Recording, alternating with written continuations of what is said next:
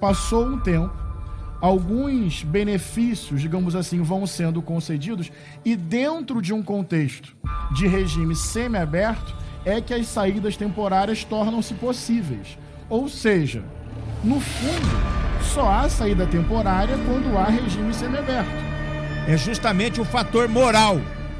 É mostrar para a sociedade, para as pessoas de bem, que o Estado não é e não pode ser conivente com criminosos.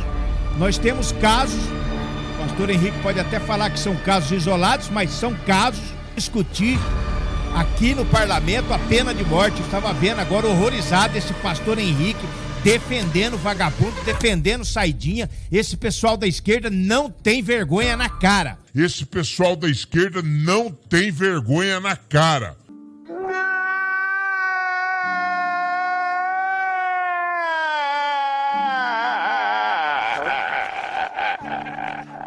Bem-vindo ao nosso canal do YouTube. Aqui você vai acompanhar o meu trabalho na luta contra o crime e o criminoso. Então, inscreva-se no canal e ative as notificações, porque aqui é cacete no lombo e bala no rabo de vagabundo. Força e honra!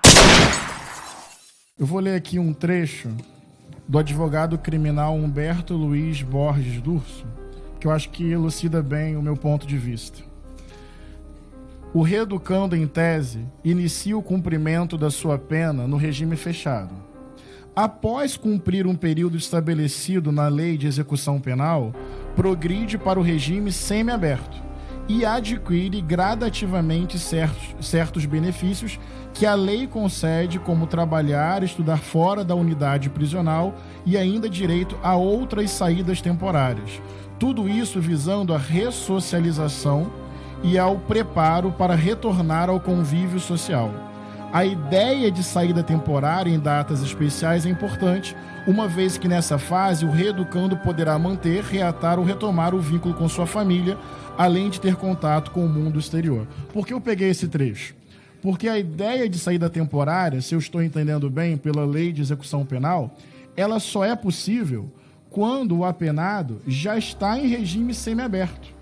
Então já houve uma progressão, já passou um tempo, alguns benefícios, digamos assim, vão sendo concedidos e dentro de um contexto de regime semiaberto é que as saídas temporárias tornam-se possíveis. Ou seja, no fundo, só há saída temporária quando há regime semiaberto. Havendo regime semiaberto, o indivíduo já está saindo da prisão para trabalhar e outras coisas. Então, a lógica desse parecer levaria a uma consequência, para ser coerente, que é o fim do regime semiaberto.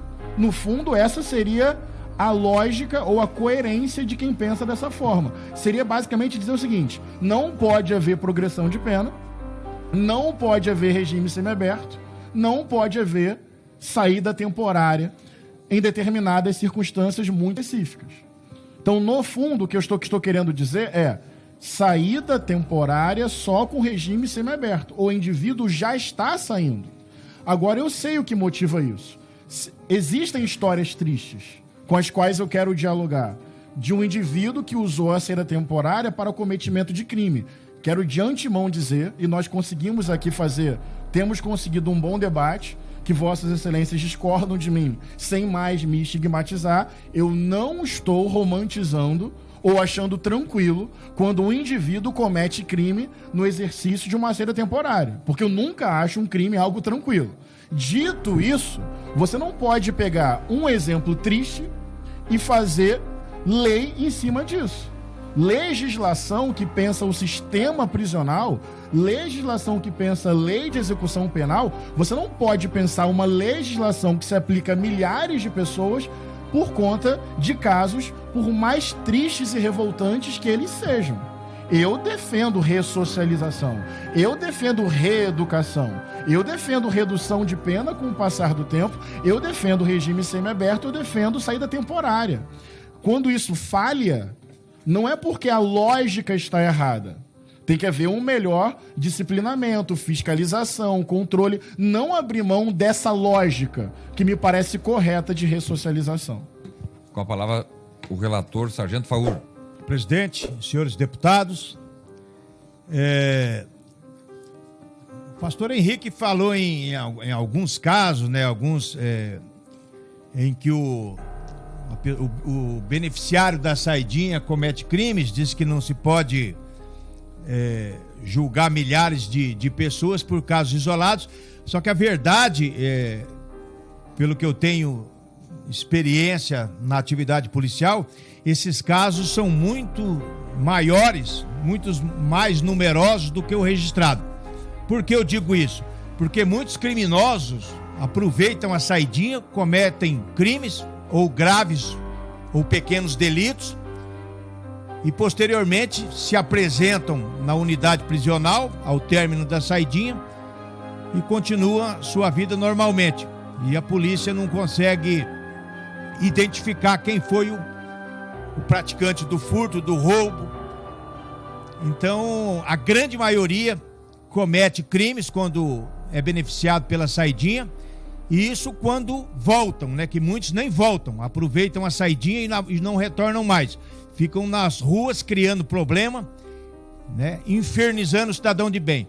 A outro fato importante desse projeto de se coibir a saidinha de criminosos no Brasil é justamente o fator moral. É mostrar para a sociedade, para as pessoas de bem, que o Estado não é e não pode ser conivente com criminosos. Nós temos casos, o pastor Henrique pode até falar que são casos isolados, mas são casos de uma criminosa que, em conluio com namorado e cunhado, mataram os pais, e ela foi beneficiada com a saidinha do Dia das Mães. Isso é um tapa, é uma bofetada na cara da sociedade. Então, eu mantenho a ideia do meu relatório e peço a cada um dos deputados presentes aqui, deputadas, que votem favoravelmente a aprovação do projeto para nós acabarmos com essa farra de saidinha de vagabundo. Saidinha de vagabundo tem que ser da cadeia para o cemitério. Eu quero falar brevemente também sobre aquele degenerado lá em Sorriso, no Mato Grosso, que matou uma senhora e as 3 filhas dela, matou e estuprou, inclusive uma menininha de 10 anos. Depois esse desgraçado foi preso numa obra ao lado com a calcinha de uma das garotas, né, em posse da calcinha de uma das garotas. Então, um criminoso desgraçado. Nós temos que discutir aqui no parlamento a pena de morte. Eu estava vendo agora horrorizado esse pastor Henrique defendendo vagabundo, defendendo saidinha. Esse pessoal da esquerda não tem vergonha na cara. Então, criminoso como esse que mata uma mulher e 3 meninas, 3 jovens, e estupra, cortou a garganta de duas delas e 2 asfixiou, esse cara não merece viver.